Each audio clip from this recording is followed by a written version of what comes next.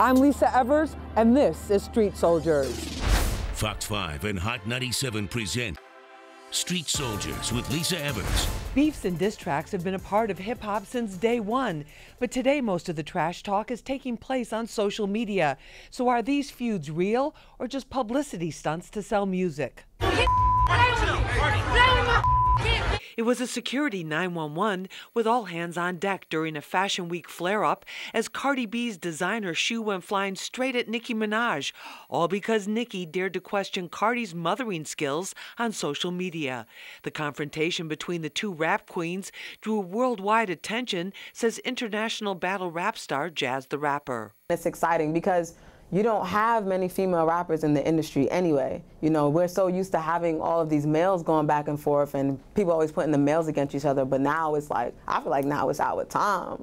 A long simmering beef between Eminem and Machine Gun Kelly erupted in August when Slim Shady took shots at Machine Gun Kelly in Not Alike. Machine Gun Kelly, also called MGK, fired back with Rap Devil, taking direct aim at Eminem. Eminem responded with Killshot, which made rap fans go ballistic. Many hip-hop fans blame the East Coast-West Coast beef of the 1990s for the murders of Biggie and Tupac.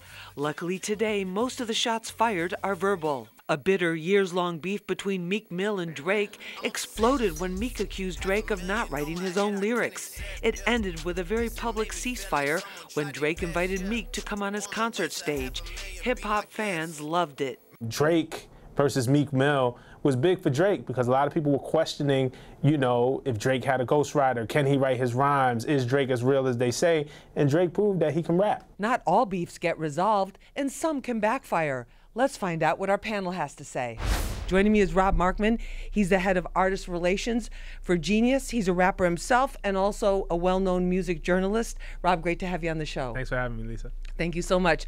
Also with us is Jaz the Rapper, internationally known battle rapper. She's from Brooklyn. Jaz, thank you so much for being with us. Thank you for having me. We appreciate it. Also with us is Lucky Church. He's a public relations specialist with SMF Global Consultants. Lucky, great to have you with us. Thank you. Pleasure as always. Thank you. Rob, I want to start with you on this. What's your take on all the beefing that we're seeing? Almost every day there's a new beef or a new feud or some new development like that. It's frivolous. I mean, when it's amongst the rappers, like, if y'all ain't making records, if as a fan I'm not getting a good record out of it, then you could keep it, man. Like, you know, I'm not an Instagram fan. I'm not a fan of memes. Like, I'm a rap fan. So it's like, you know, you see Eminem and MGK and, you know, Killshot and Rap Devil. That's what I want, man. Like, give me the bars. Like, all the rest of that stuff, you can keep it. Because a lot of it is for show. It's not even real.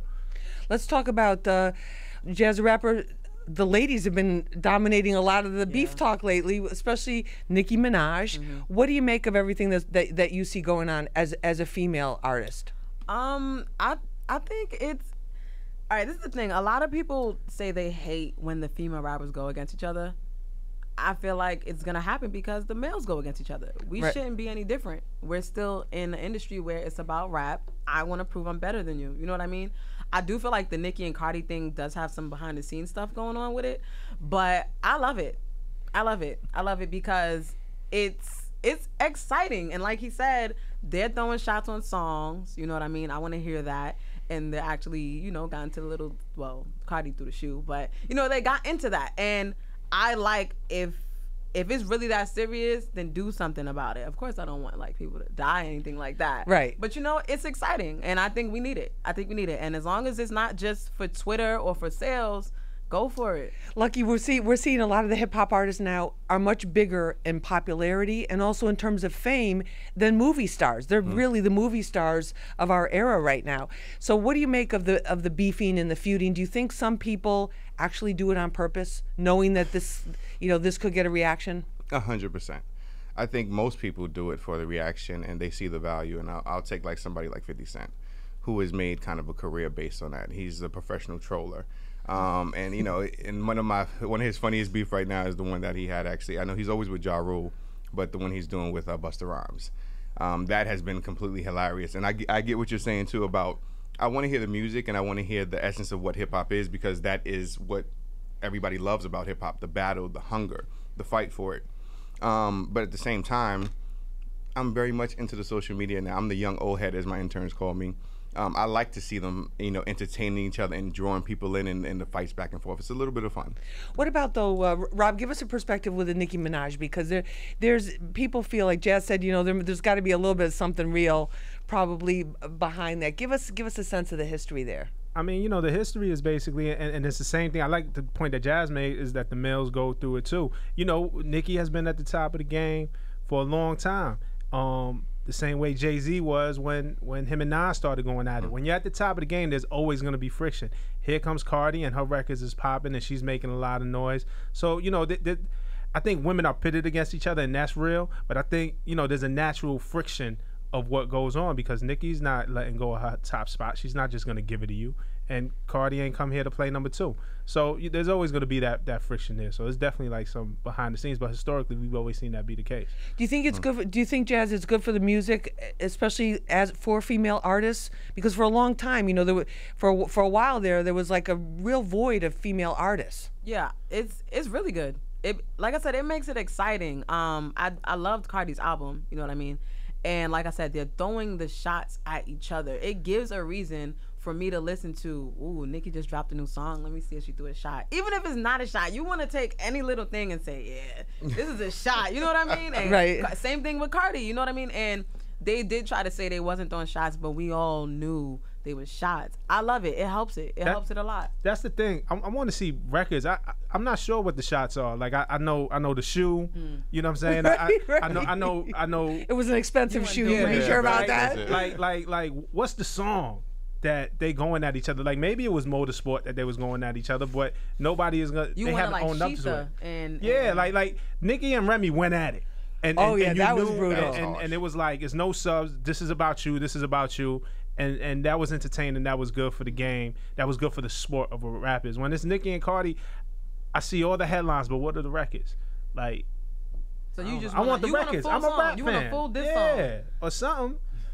I'm a rap fan. He's a rapper and a rap fan. So give him the he just wants it. But Lucky, do they even need to have a song now? Today they don't, because social media is key. Like, we're living in a world that is visual. They want to see everything. They want to touch, feel, and feel involved. And what we forget about in the essence of the battles of hip hop is that they're what I call residuals of the battles and of the beefs, is that it trickles down. And that a lot of these people, you'll start a beef with someone, say Nicki and Cardi, and then that beef now trickles down to the people on the post who are talking to each other. Right. And now when Nicki goes to and they go at each other in the comments. And then Nicki goes to the hair salon, and now the hairstylist just happens to be a Cardi fan. You know what I mean? And then she does something to her, but it just gets out of hand. And I don't think people are always ready for the consequences of what they're doing with these beefs. And not only are they not ready for the consequences, but they're somehow thinking that they're exempt from it. Like, it's like it cannot happen to them. And that's what I'll tell anybody, especially my clients who are hip hop rappers coming up MCs. I'm like, look at the past. It's going to repeat itself. And you have to figure out what you are going to be accountable for and what you want to do and what you can be reliable on. And like, don't put this out there if you can't handle. Right. Like my grandmother used to say, don't write a check that your butt can't cash. You know? All right, on that note, we're going to take a short break. This is Street Soldiers. We'll be right back. Some of these dudes are real. They're really coming from the streets, and this is the life that they used to live. And they are just putting on the side for the moment to put it on the record, but they will come at you. We're talking about people don't start the beef if you can't handle it. Jaz, who can't handle it? Listen. Come on, don't be all shy now on this. I heard you on the battle rap microphone. Don't get all shy on my microphone here. If you don't have the bars to come at somebody, or even if you don't have bars, if you don't have the personals to come at somebody, don't start anything, because like Rob said, and you want to hear songs. You want to hear full songs like Rap Devil and Killshot. MGK and Eminem can rap, so they were impressive on those. You know what I mean? If you can't rap, we don't want to hear that diss song. We don't want to hear it's not going to be good. What about the because we're talking about females with females, males with males. What about Nicki with Barbie Dreams? Rob, what did you think when you heard that? That was a fun record. I was disappointed at the rest of the media, especially the non-hip hop media, who labeled that as a diss song. I hated it. It wasn't really a diss song. There's a lineage of that song. That's Biggie, Dreams. Right. That's 50 Cent, How to Rob. It's almost satirical in it. That's a fun record. That's a great record. That's not. I thought it was hilarious. Yeah, I agree. I saw the media like, oh, why would you say that about them? I'm like, yo, y'all taking the fun out of everything. It's fun. It's laugh at it. Like, it's not really a diss record. Of course, I'm dissing them, but it's for fun. It's not like I'm saying I don't like this person. Yes. But I think it was also, I looked at it too as just you know, seeing females, you know, through hip hop. It was also kind of like a milestone for a woman to be able to do that in a fun way. Right. It was Talking about all time. these guys. Yeah. And she's such a superstar. She could get away with talking about all these guys. Yeah, only certain people and could it was get away just, with that. yeah. She did it. But I do, and this is not for Nicki because I think Nicki made a fun record. But you see how when beef or the perception of beef is happening in hip hop, right, everybody picks up on it. Not just the hip hop sites, but the e-newses, the peoples.coms, and all of this, because it generates traffic and it generates interest and it generates hype. And you know, I think with that Nicki Barbie Dreams, I think they got it wrong when they were reporting it as a beef record. But what that does is that tells other artists like, oh, if I do a beef, you know, this is how I'm gonna get on, this is how I'm gonna get popular. But a lot of them, like Jaz said, aren't equipped with the bars, so you just need to shut the hell up. And plus also too, I think now lucky because hip hop is so big, #1 most streamed music genre in the world. Yes. And so popular, it's the pop culture of the United States.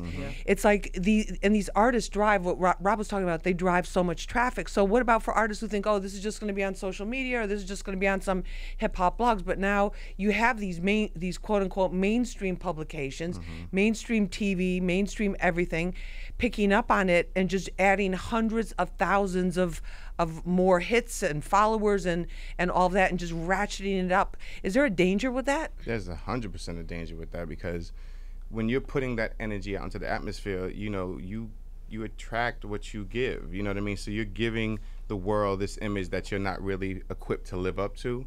A lot of these kids, you know, I call them internet thugs.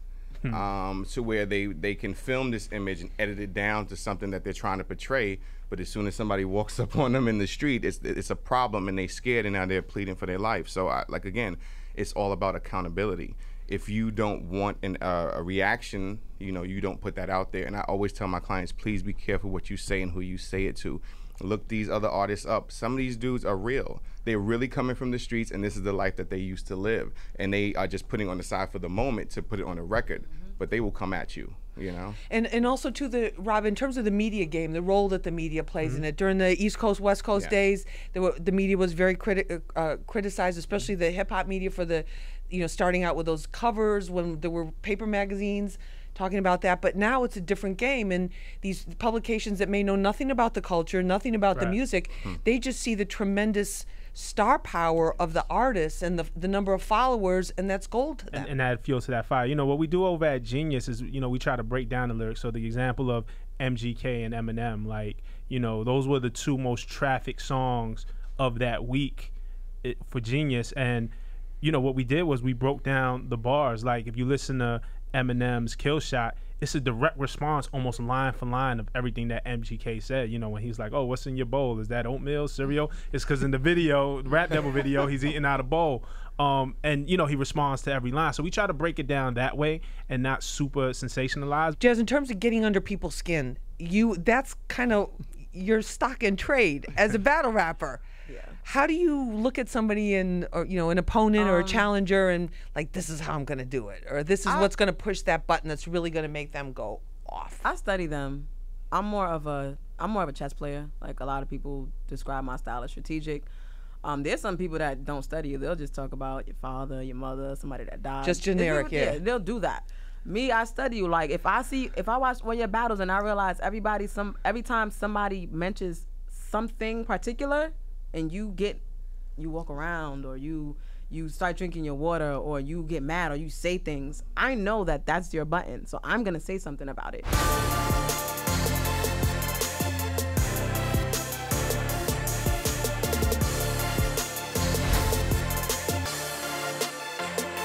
Jaz, how far is too far? Did you ever, honestly, you know, you're in the middle of a battle, you come up with something, and you just feel like, almost like, oh wow, this person may be like depressed about this for days afterwards?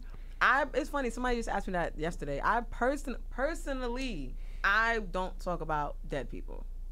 I don't talk about dead people. Okay. But there's people that don't care about that. And, you Right, know, like if they luckily- lost a mother or yeah, their, like, their if, like, if I boyfriend have or an husband or opponent girlfriend. and like their mom or dad or their kid died like Right. recently, I'm not. That's too far. Yeah. But there's people that do it in battle rap, and every time I see, it, I be like, oh my god. But there's never been an issue. Like a person wouldn't lash out, and I think that goes to, you know, you have to expect the worst when you're battling. You have to. Like, I feel like if my mom or something, God forbid, she died right before a battle and somebody, you know, brought it up, I'm not gonna lie, the battle would be over, because that's too far for me, and I don't care what people think about it. I'm not standing for it. But there's been times where it's been said and nothing's happened, because I mean, everybody is different. I do have thick skin, but that's just different. But have you been in a battle where afterwards it was kind of like you're walking out of there and they're like, her people are looking at you like? Oh yeah. There was one battle. She was like homeless at one point, and I was rapping about it. I had bars about it. I had bars about her kids, but I had bars about her kids because in her battles she has bars about people's kids. So Right. I wanted to give. So you felt that was fair game. Yeah, I wanted to do it to her. Dish it back. She couldn't do it to me. I don't have kids. Right. So I was like, I want her to know how it feels. You know what I mean? Like I said, I'm trying to get under. You're your going skin. in there. You're You trying know to what go I into the mean? skin. And But- people was like, you went too far talking about her being homeless. Nope, I did not. It's battle rap. Rob, a lot of people still talk about and we see all the specials and everything like that about Biggie and Tupac. What went too far in that situation? The violence, the outside, everybody around them. If you look at every big interview during that era, he downplayed the whole beef. So, you know, if this was today and we had social media and Big has, so I don't think you'd see Big on Twitter or Instagram spurring on a beef like let's say like to the degree that a Tekashi 6ix9ine does it now, right? Right. Big, That's a great point. Big always downplayed that beef to the point where, what were the records? Everybody talks about the East Coast, West Coast, but what were the records? We know Hit 'Em Up from Pop because that was very direct. Right. Big to this day, Little C's, Puff, they deny that Who Shot You was even about Pac. They say they recorded it way before. I hear the record, it sounds like it's about Pac to me. There's certain lines in there that the science of it sounds like a direct response to certain Pac things. But even to this day, over 20 years later, Lil C's, Puff, they still won't admit that Who Shot You is about it. They tried to downplay that beef. That was something else. That was beyond rap, and that went way too far. And that was just the street culture that was so prevalent at the time. Something else was going on there that had no, it was about everything else but rap. But the music, and Right. very serious. I mean, people, Right. and even in broadcasting and journalism with the show, with the station, it was always just don't escalate it, because it was really serious. Right. But go ahead, No, I was gonna say I also think that was the time where the media itself saw the real value in hip hop in the battles and beefs, because that sold some of the most papers and the media headlines on the news. I mean, it was covered more than anything else from hip hop. So I think once they saw that, then everybody started to become kind of vultures on the culture a little bit. Absolutely. Egged it on. Absolutely, and that's what's going. There's a lot of culture vultures out there that spur on this beef. Again, when you see non-hip hop who don't cover hip hop every day, Right, but all of exactly. a sudden, when there's a beef, all of a sudden you a hip hop expert. but can you ain't you- got nobody of color on your staff reporting on this man's bogus.